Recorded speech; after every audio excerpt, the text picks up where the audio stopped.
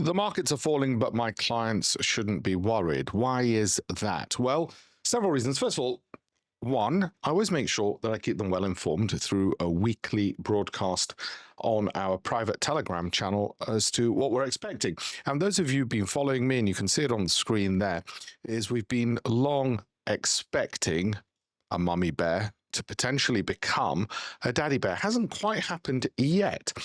So they've always been kept abreast of looking at the prices just so they don't panic. It's like a captain in an airplane telling you there is some turbulence. It doesn't mean you head for the doors and the parachutes.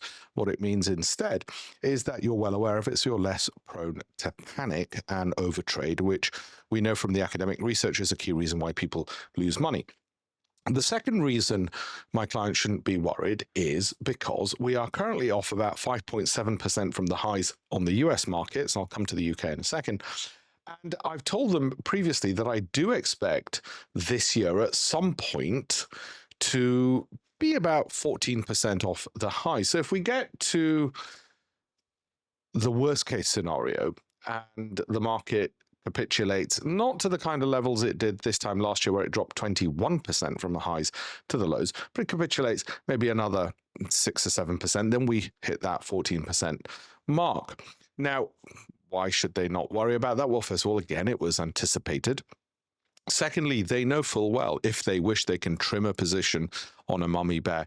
They can fully exit it if they wish on a daddy bear. Equally, they could just sit through it. So they've got options. They've got weekly updates. They know what the potential plans and routes are. And of course, every model portfolio that they have is tested on 2022 and through our online apps on previous market falls such as 2008. As a result of which, what they're holding, which is based on our value, growth, income, cash flow, Sortino models, is quality enough to ride through those periods, so they should avoid pilot error, which is, as I say, panic or boredom.